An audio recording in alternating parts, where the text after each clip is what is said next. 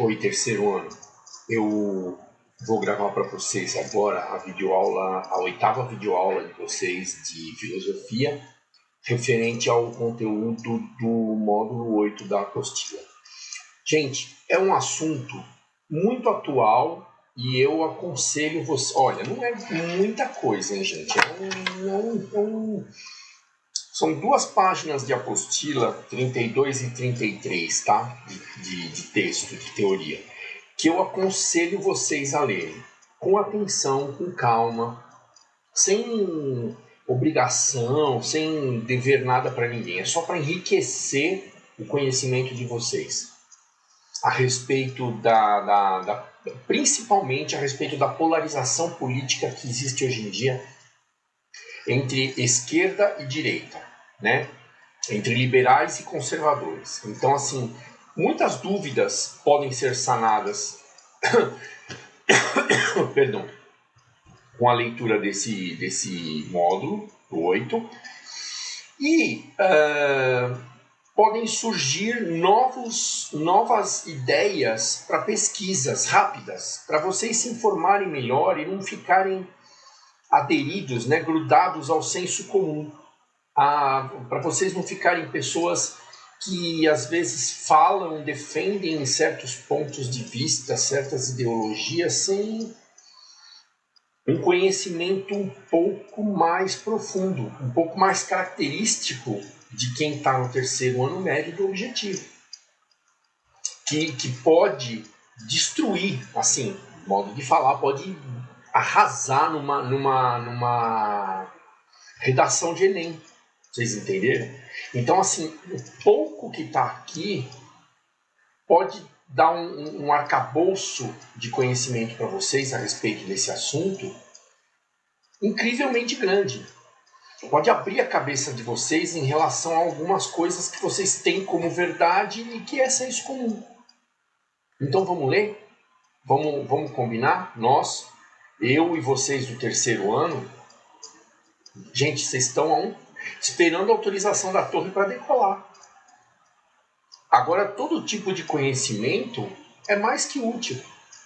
É melhor até, né? Vocês conhecerem as coisas e formarem uma opinião própria, né? Usarem o vosso senso crítico, do que vocês serem mais um, né? Mais um que se baseia no senso comum, naquele conhecimento raso que abrange a sociedade inteira. Bom, vamos lá. Vamos conversar a respeito desse módulo 8, que eu achei show de bola. Espetáculo para vocês entenderem algumas coisas. Sem tendências, tá? Sem acusações, sem ficar citando fatos tristes, terríveis. Só para vocês terem uma noção básica, sem arbitrariedade nenhuma, sem defender a sardinha para lado nenhum, a respeito do que aconteceu, né? A partir do final do século XIX, o XX e agora o início do XXI em relação a essa polarização política de esquerda versus direita. Vamos lá, vamos para o assunto. Há algum tempo atrás a gente estudou a escola de Frankfurt, né? A gente falou bem en passant, assim, bem por cima a respeito de Adorno e de Horkheimer. Muito bem, gente. Esse pessoal falava muito a respeito da disseminação de ideias através da indústria cultural, né? Como se comportaria uma sociedade que fosse orientada pela cultura e pela produção em massa de cultura, de programas intelectuais, programas veiculados através da mídia, entendeu? Então, o Horkheimer e o Adorno mostraram essa face da cultura, como a cultura pode influenciar, como a produção cultural pode influenciar, inclusive, a ideologia política de uma sociedade. Porém, é importante que a gente lembre que essa escola né, de Estudos Sociais de Frankfurt, tinha suas bases na teoria marxista.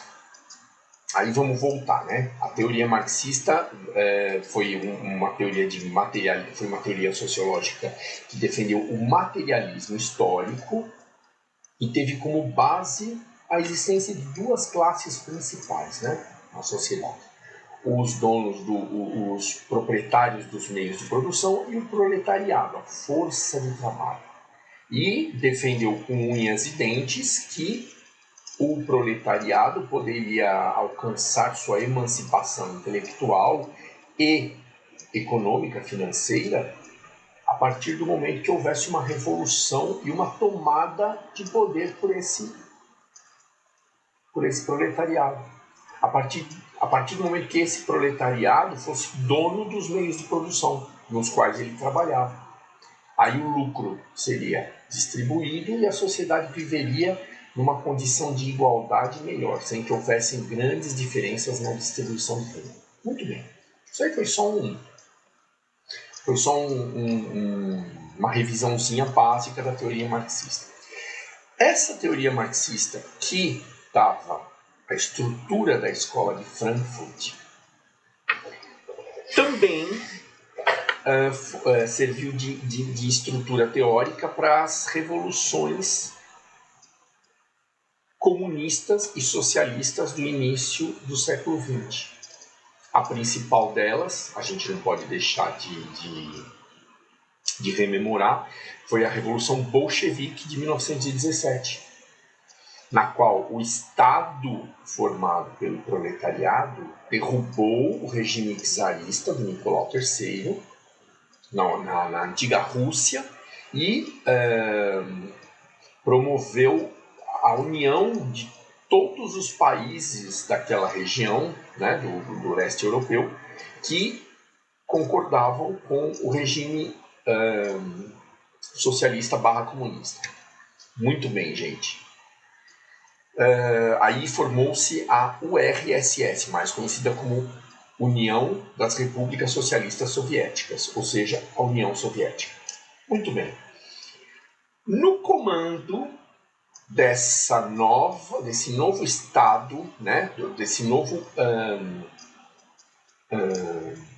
dessa nova governança, desse bloco muito grande que englobava a Rússia e todos aqueles países da antiga União Soviética, haviam duas pessoas, né, que tinham pensamentos bem diferentes. Uma delas era o Joseph Stalin e a outra era o Trotsky. Gente, o Trotsky acreditava que esse regime comunista e socialista deveria ser disseminado pelo mundo. Já o Stalin defendia que esse regime deveria manter a matrioska, né, a mãe Rússia e os seus agregados ideológicos unidos, e esse regime deveria ser interno. Eles deveriam fazer esse regime comunista e socialista funcionar dentro da União Soviética. Muito bem. Houve esse racha, né, entre as lideranças do Partido Comunista da União Soviética. No início, a gente está falando da Escola de Frankfurt ter também como alicerce teórico as ideias marxistas e as revoluções comunistas e socialistas do início do século XX também terem como alicerce teórico as ideias marxistas. Porque a gente vai chegar no fracasso desses regimes comunistas e socialistas e a gente vai entender por que a escola de Frankfurt sofreu tantas críticas, né? Muito bem, gente. Continuando, então, aquela historinha da Revolução Bolchevique, da Revolução de 1917, né, do proletariado derrubando o sistema czarista. A gente sabe que aquilo não deu muito certo, né? E que o Joseph Stalin, que foi o cara que predominou no governo desse bloco que na Guerra Fria era conhecido como Cortina de Ferro, simplesmente tocou o terror lá, né? Começou a eliminar opositores políticos, começou a tomar as fábricas, né, os centros produtivos sob seu comando e acabou não fazendo da União Soviética, da Rússia, naquela época, um paraíso equânime, né, onde todos teriam as mesmas condições e os mesmos acessos. Começou a haver muitas diferenças e, principalmente, cercear a liberdade de expressão. Pois bem, aí a gente conhece a história. Quem não conhece, neste módulo 8 aqui que eu falei, vai ter uma revisão rápida, sucinta e assertiva ao redor da Revolução Russa e depois da adesão da China ao comunismo, da Coreia do Norte, de Cuba, enfim. E eu aconselho também que vocês pesquisem sobre a origem da Revolução Cubana, o que levou Cuba a aderir ao sistema comunista e como eram as condições de Cuba antes disso e como são as condições de Cuba após a Revolução Cubana. Também aconselho. Não está aqui, mas é uma boa para vocês entenderem melhor esse assunto da polarização ideológica. Muito bem, gente. Por esses sistemas que tinham como alicerce teórico a filosofia marxista não terem dado certo, terem ocasionado assim muita tristeza, muita coisa errada na administração pública, muitos assassinatos, muitos fracassos em termos administrativos e políticos, a escola de Frankfurt passou a ser criticada quando apontou que o sistema cultural influenciaria muito uma sociedade, por extensão, né? Os sistemas políticos que adotaram o marxismo fracassaram e a escola de Frankfurt passou a ser criticada por causa disso também, porque também se baseava na teoria filosófica marxista. Bem, gente, cabe eu lembrar nesse ponto que houve a perseguição do Trotsky pelo Stalin. Depois o Trotsky, após fugir muito da perseguição do Stalin, foi parar no México e foi assassinado a mando de Stalin, que perseguia ele incansavelmente, porque eles eram opositores intelectuais, certo? Eles pensavam de forma diferente. E a partir do momento que o Stalin se propôs a ocupar o comando de uma nação comunista e visar o bem da comunidade, como o próprio nome já diz, por definição, uma sociedade comunista, o Joseph Stalin simplesmente passou a perseguir os opositores políticos. Todos que concordavam com Trotsky eram assassinados ou eram mandados para a Sibéria, nos gulags, né? E lá o cara morria, menos 40 graus, trabalhos forçados, né? Se alimentando mal, o cara morria rápido. Gente, todos que se opunham aos regimes comunistas, socialistas, acabavam por enfrentar forças totalitárias. O Joseph Stalin foi o maior exemplo de um regime totalitário, de um regime cruel, baseado numa teoria marxista. Então, tudo que se baseava na teoria marxista sofreu críticas, certo? Muito bem, gente. Fora que aquela história do comunismo, socialismo, teve grandes críticas baseadas no desenvolvimento capitalista, né? Onde só o capitalismo e o desenvolvimento industrial poderia, a teoria liberal, né? O liberalismo, poderia gerar riquezas, onde só o mérito, né, a capacidade própria, poderia alterar a posição social de um indivíduo, né? Poderia, se ele tivesse mérito, se trabalhasse muito bem e bastante, poderia ser alçado às alturas. E não a mediocridade da sustentação do indivíduo pelo Estado, percebe? As teorias capitalistas, as teorias liberalistas, tinham como eram defensoras da livre iniciativa.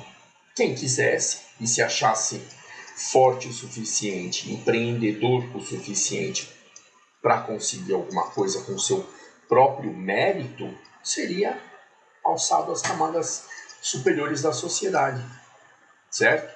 Bom, enfim, isso é uma questão histórica, uma questão cultural também um pouco polêmica, né, um pouco controversa, que é melhor que vocês tirem suas próprias conclusões, tá? Lendo, pesquisando e aprendendo direito, né? Não ficarem se baseando no senso comum, né? Eu ouvi dizer, diz que... Não, calma. Vocês têm que ter um embasamento teórico, né? Vocês têm que conhecer a verdade das coisas. Vocês têm que conhecer os fatos, saber realmente o que aconteceu. Então, todos que... veja, que todas as teorias e todas as pessoas que se baseavam no arcabouço teórico de Karl Marx acabaram por sofrer críticas pungentes, certo? Um deles foi um italiano chamado Antonio Gramsci, que escreveu um livro enquanto ele estava na cadeia, na Itália, a respeito da hegemonia cultural. Ele também defendia que, ao invés do uso da força, da coerção e da autoridade, como Stalin fazia, a teoria marxista, a teoria social comunista, poderia alcançar grande número de pessoas de uma forma pacífica e mudar a consciência política delas, mudar a consciência ideológica delas. Também sofreu crítica para chuchu. Gente, para vocês terem uma ideia, o grande, assim, acho que a grande falha do Joseph Stalin foi o pouco auxílio aos intelectuais comunistas do mundo. Tá? A ideia de Trotsky era realmente auxiliar todos que estivessem envolvidos com a causa revolucionária, mas o Stalin ele se preocupou em, sei lá, perdeu a cabeça, virou um ditador, não dá para entender realmente. E pouco auxílio ele dava aos intelectuais. Na Espanha houve uma tentativa de revolução comunista para deter um cidadão chamado Franco, que era um regime autoritário conservador, e o Stalin pouco apoiou a Revolução Comunista Espanhola. Então, assim, isso aí minou toda a autoridade dele, assim, demonstrou grandes falhas naquele sistema socialista comunista. Então, assim, realmente condenou e mostrou as grandes lacunas que haviam no sistema socialista. E a escola de Frankfurt entrou nesse balaio de gato. Muito bem, gente. Todo tipo de crítica feita ao capitalismo e à produção cultural caiu por terra e sofreu críticas, né? A produção cultural e o capitalismo sofreram críticas e enaltecimento por causa dos fracassos alcançados pelos regimes comunistas. O próprio Gramsci, que que escreveu a teoria da hegemonia cultural, né, da proliferação das ideias comunistas e socialistas através da educação, dos meios de comunicação, também sofreu críticas absurdas. Gente, veja, o próprio fracasso, né, dos regimes de esquerda, né, dos regimes liberais, dos regimes baseados na teoria marxista, na própria América Latina, países como Brasil, a Venezuela, Cuba, demonstra a fragilidade desse sistema. Eu não estou tomando partido nenhum, mas é importante que vocês se instruam a respeito disso tudo e tirem suas próprias conclusões. Então, aquela história de criticar a indústria cultural também sofreu muitas críticas, devido ao fracasso de muitos regimes totalitários, baseados na mesma teoria marxista em que se baseava a Escola de Frankfurt.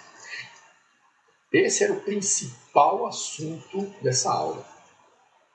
Então, aquelas críticas ao capitalismo e à produção cultural sofreram poderosíssimas críticas. Sofreram críticas muito fortes de pensadores. E agora, no século XXI, então, nem se fala. Agora, os caras praticamente chegaram à conclusão de que o capitalismo e a indústria cultural capitalista seria a única forma de gerar riqueza. O mérito pessoal, como eu disse no começo da aula, seria o único motivador de ascensão social do indivíduo, percebe? Então, bem por cima e sem tomar partido nenhum, eu coloquei para vocês um resumo desse módulo 8, que eu recomendo muito que vocês leiam, que vocês se instruam para sair do senso comum e para ter conhecimento acadêmico, conhecimento real, conhecimento científico a respeito do que foi baseado no marxismo, o que deu certo, o que não deu certo. A própria China, gente. Olha, uma das coisas assim que é uma grande incógnita em nível mundial, né? É o sucesso da China, o sucesso econômico da China. A China, administrativamente, politicamente, continua adepta ao comunismo, né? ao autoritarismo de um mandante, a um líder comunista. Porém, a China já está adepta também ao capitalismo e às suas técnicas há muito tempo, tanto que está se tornando, paulatinamente, a primeira economia do mundo. O maior importador do mundo e o maior exportador do mundo. Então, gente, por favor, leiam, adquiram conhecimento científico, adquiram conhecimento acadêmico e formem suas próprias opiniões. Saiam do senso comum, principalmente nesta área da polarização política e ideológica, que é um problema muito atual e que é interessante para todas as carreiras. Ah, mas eu vou ser veterinário. Bem, que você saiba também quem é quem. O que é o capitalismo, naqueles remédios super sofisticados que você vai receitar para os seus pacientes animaizinhos, e como seria a situação desses pacientes animaizinhos num sistema comunista. Então, gente, se instruam e tirem suas próprias conclusões, tá? Bons estudos a todos. Novamente, é extremamente importante que vocês entendam o conteúdo do módulo 8, certo? Bons estudos e muito obrigado pela atenção de todos vocês.